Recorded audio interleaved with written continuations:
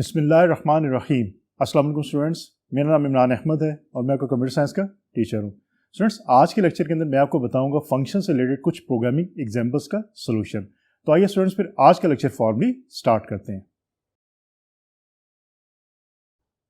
तो आज हम बात करेंगे कुछ प्रोग्रामिंग एग्जांपल्स की जो रिलेट कर रही हैं हमें फंक्शंस के साथ। स्टूडेंट्स, अभी तक हमने बहुत सारे लेक्चर्स ऐसे ले लिए जिसमें हमने सी लैंग्वेज के अंदर फंक्शंस को यूज़ कैसे करना है हमने ये चीज़ देख ली है। खासतौर पे जो यूज़र डिफाइंड फंक्शन है वो कैसे क्रिएट किए जाते हैं ये मैं आपको ऑलरेडी बता भी चुका हूँ। आज कुछ एग्जांपल्स करते हैं। उस एग्जांपल में मैं आपको ये आइडिया दूंगा कि आपने किस तरह प्रोग्राम लिखना है फुल फ्लेज, और उसके बाद फिर उसकी आउटपुट स्क्रीन पे आउटपुट किस तरह आपने लेनी है। मैं प्रॉब्लम के बाद इसका सोल्यूशन आपको बताऊंगा। पहली प्रॉब्लम है हमारे पास, write a function prime that takes a number as input and returns 1 if the input number is prime, otherwise returns 0. use this function in main. अब प्रॉब्लम क्या है आपके पास, इसको जरा अच्छी तरह अंडरस्टैंड करें और फिर देखें कि आपने करना क्या है। इसमें आपसे कहा गया है कि आप एक फंक्शन बनाएं प्राइम के नाम से, तो आपने अपने सोल्यूशन के अंदर प्राइम के नाम से ही फंक्शन बनाना है। अगर आप ये काम नहीं करेंगे तो फिर जो आपका सोल्यूशन है वो गलत हो जाएगा। स्टूडेंट्स, ये काम आपका फंक्शन बनाए बगैर भी हो सकता है, लेकिन अगर आपको प्रॉब्लम में ये कह दिया गया कि आपने फंक्शन बनाना है तो फिर आपने लाजमी फंक्शन के थ्रू ही ये काम करना है, अदरवाइज आपका आंसर गलत हो जाएगा। अब कहा यह गया कि फंक्शन आपने बनाना है प्राइम के नाम से, और वो क्या करेगा, वो नंबर लेगा यूजर से एज इनपुट, और फिर ये देखा जाएगा कि वो प्राइम नंबर है या प्राइम नंबर नहीं है। अगर तो प्राइम नंबर है तो फिर क्या होगा, आपको आउटपुट के ऊपर 1 लिखा नजर आएगा, अदरवाइज 0 लिखा नजर आएगा। तो अब देखते हैं इसका सोल्यूशन हमारे पास क्या है। So let's see. तो सोल्यूशन देख लीजिए, पहले इसको अच्छी तरह समझ लीजिए, फिर इसको आप कोड ब्लॉक्स के अंदर इसको लिखिएगा और फिर रन करके देखिएगा जो आउटपुट यहाँ पे मैं शो करवाऊंगा वही आउटपुट आपके पास स्क्रीन पे आ रही है या नहीं आ रही। और स्टूडेंट्स, उसके बाद आप इसमें कुछ चेंजिंग करके देखें और फिर देखें कि वही आउटपुट आपके पास आती है जो आपने चेंजिंग के बाद आपको चाहिए थी या उससे डिफरेंट आती है। सो लेट्स सी क्या किया हमने इंक्लूड से स्टार्ट किया, हेडर फाइल से स्टार्ट किया, और देन हमने जो है वो फंक्शन बनाया प्राइम के नाम से। इसकी फंक्शन सिग्नेचर ये आपको पता है, फंक्शन सिग्नेचर आप सबसे पहले मेंशन करते हैं, और उसमें आपकी रिटर्न टाइप, जो भी रिटर्न वैल्यू होगी उसकी डाटा टाइप क्या है वो यहाँ मेंशन होती है। फिर फंक्शन का नेम होता है और देन फंक्शन पैरामीटर्स होते हैं और उसकी डाटा टाइप भी होती है। तो यहाँ पे हमने इंटीजर n के नाम से लिख दिया, देन फंक्शन को डिफाइन कर दिया। हम प्रीवियस लेक्चर में बात कर चुके हैं, फंक्शन को आप यहाँ पे भी डिफाइन कर सकते हैं, मेन के फंक्शन से पहले भी कर सकते हैं और बाद में भी कर सकते हैं। दोनों तरीकों से आप काम कर सकते हैं। इसी प्रॉब्लम का सोल्यूशन जो यहाँ मेंशन है, इसमें मेन से पहले फंक्शन को डिफाइन किया गया। आप दूसरा जो पॉइंट था हमारा प्रीवियस लेक्चर के अंदर हमने पढ़ा था, आप उसके थ्रू इसको करके देखिएगा और फिर देखेंगे कि वो भी काम सही हो रहा है या नहीं हो रहा। सो डेफिनेशन के अंदर हमने फॉर लूप को भी यूज किया और इफ को भी हमने यूज किया। So integer i equal to 2, i is less than n, i plus plus.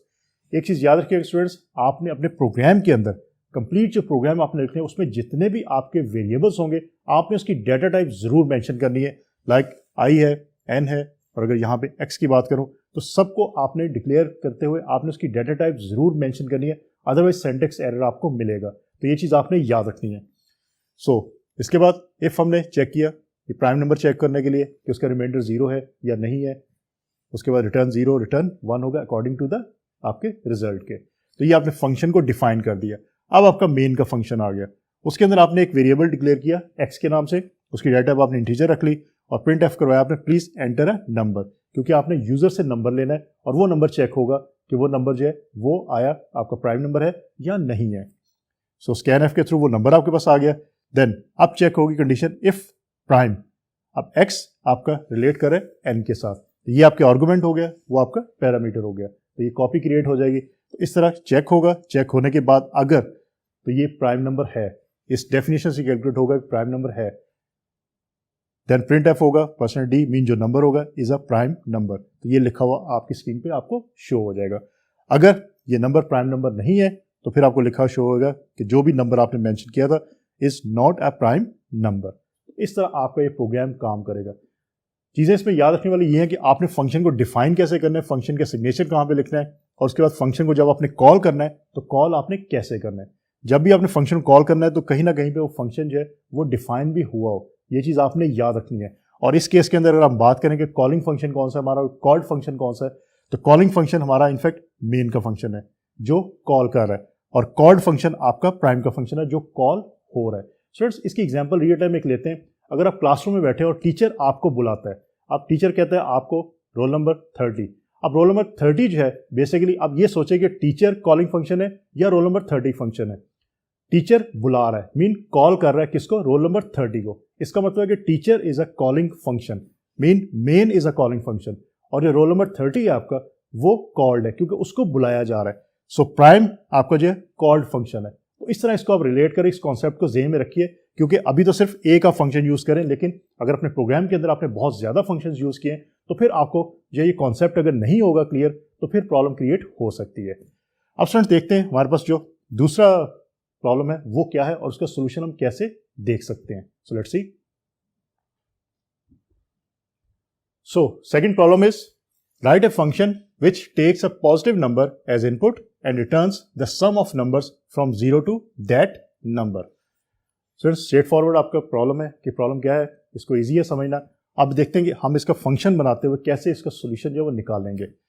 सो हमने फंक्शन का नाम रखा है डिजिट्स सम।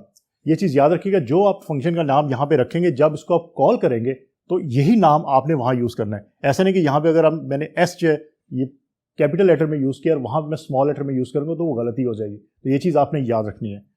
सो इसके बाद इंटीजर सम मैंने किया और 0 कर दिया, और फिर फॉर लूप यूज़ करते हुए जो है मैंने सम यहाँ पे रिटर्न करवा लिया। तो ये मैंने फंक्शन को डिफाइन भी कर दिया और फंक्शन का सिग्नेचर भी मेंशन कर दिया, और मेन से पहले। तो ये चीज़ याद रखिएगा कि आपने किस तरह ये काम करना है।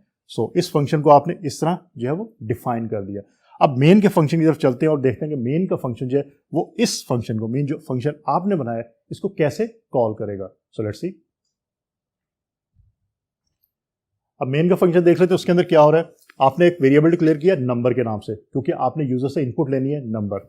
सो please enter a positive number, number enter होगा और फिर चेक होगी condition number is greater equal to 0, क्योंकि पॉजिटिव नंबर है तो चेक लाजमी होगा, हो सकता है जो यूजर है वो नेगेटिव नंबर दे दे। Then integer sum equal to digit sum and number. अब आपने फंक्शन कॉल कर लिया और वहाँ पे सम जिस तरह कैलकुलेट हुआ है उसके थ्रू जो भी आंसर आएगा वो आंसर आपको प्रिंट एफ में यहाँ पे स्क्रीन पे आपको नजर आएगा।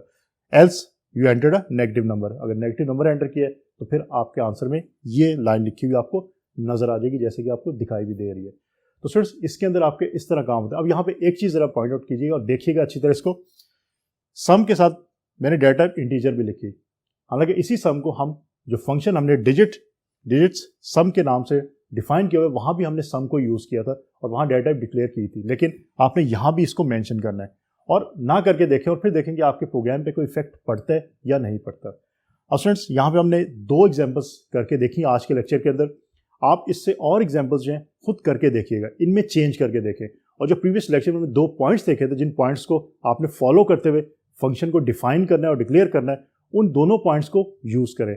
इन एग्जाम्पल्स के अंदर एक पॉइंट आपका यूज़ हुआ है, आप दूसरे पॉइंट को भी इंप्लीमेंट करके देखें और देखें कि आपका काम सही हो रहा है या नहीं हो रहा। तो ये चीज़ आपने याद रखनी है, क्योंकि कमिंग लेक्चर्स के अंदर हम यूनिट नंबर 5 की एक्सरसाइज को स्टार्ट करेंगे, लेकिन उससे पहले आपको जो प्रीवियस लेक्चर और आज के लेक्चर का कॉन्सेप्ट अच्छी तरह क्लियर होना चाहिए, तभी आपको एक्सरसाइज के क्वेश्चंस है वो इजीली अंडरस्टैंड होंगे, इजीली आप समझ सकोगे। तो स्टूडेंट्स होपफुली आज का लेक्चर आपको अच्छी तरह समझ आ गया होगा।